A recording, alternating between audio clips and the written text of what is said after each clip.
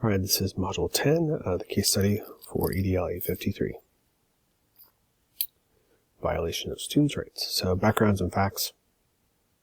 During a football game, a student was seriously injured. This injury caused the student to be wheelchair dependent.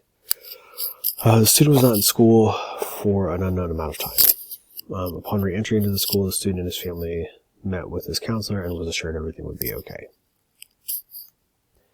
Community background. Nottingham Public Schools serves 3,200 students, appears to be bursting at the seams. They have trailers used for some classes. The community is very supportive, and overall the relationship is good between the school district and the public. Who's involved? Dr. Walker, the principal of the school. Miguel Hernandez, he's a student. He was injured during a sporting event, utilizes a wheelchair to be mobile. Mr. and Mrs. Hernandez are the parents of Miguel. Howard Carey is Miguel's attorney, and then Mrs. Guzman is the counselor, works with Miguel for the plan to return. What is not happening is reasonable alternatives were not offered to allow the student to access the same or similar classes which they were enrolled in prior to the incident. Section 2, legal and ethical concerns. Legally speaking, the school would be found in violation of ADA, 504 Rehabilitation Act, and FAPE. Also, ethically speaking, the school did not operate in good faith and failed to implement a proper reentry plan for the student. Synopsis is in the process of a student returning from a major incident which left him dependent on a wheelchair. The school failed to meet his need to access his education.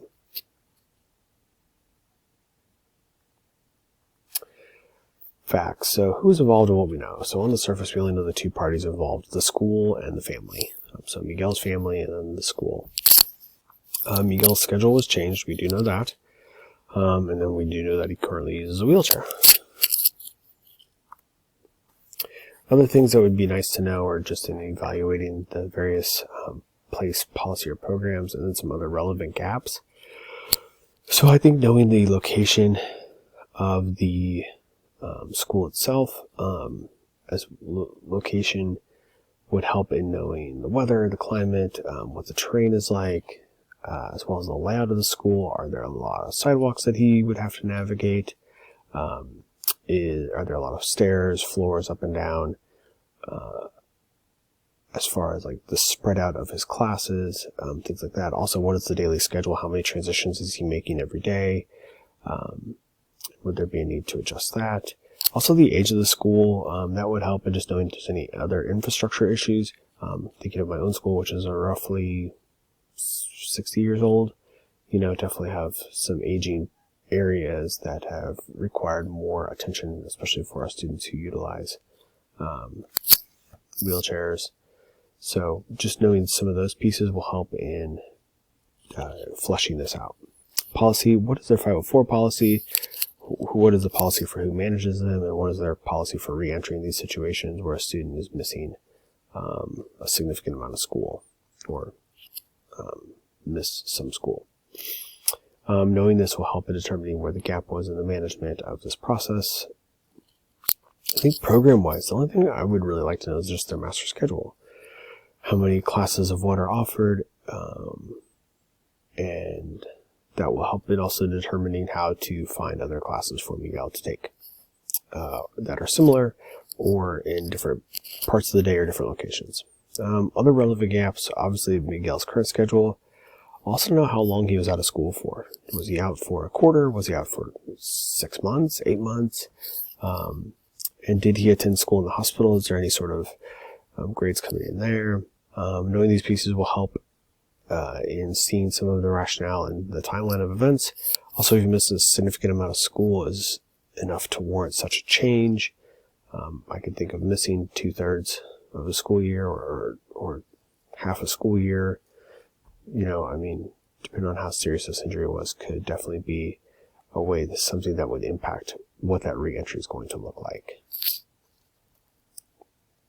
Options, plans, and implementation. So I could always do nothing. That's the least effort on my end. The pros to that would be I don't have to do anything. But at the same time, the cons to that would be that we would be found in violation of the law and forced to do remedy. I think the most extreme would be recommend that Mrs. Guzman be terminated. Offer to transfer Miguel to a school which is more accessible. So as a school district, we could just say, hey, you know what? We're going to pay for you to go to this school because they have more services and more access than what we do. So that's what we're going to do. Anywhere in between there is just various plans of either implementing a 504 plan or keeping his classes the same. None of these, I think, are really great solutions to the problem. And in the end, they still kind of leave us with gaps in our processes. In the end, none of these are the best options. They still leave many gaps to be addressed and considered in the school. My plan moving forward would be as follows. Put a 504 plan in place for Miguel. So he would qualify for 504. He has a medical condition which inhibits his ability to adequately access education. Enroll Miguel in the same or commensurate classes. So if it's determined Miguel missed too much of a course to catch up, find other solutions to keep him on track. So if that means like online classes or classes done through a virtual method, maybe doing that, but maybe he gets to do it in a classroom. There's two things to consider. First off, his timeliness of graduation, graduating with his cohort, things like that. That is also important as much as being with his peers and being in those settings. From all reports and accounts, it doesn't appear that there was any cognitive damage done to Miguel.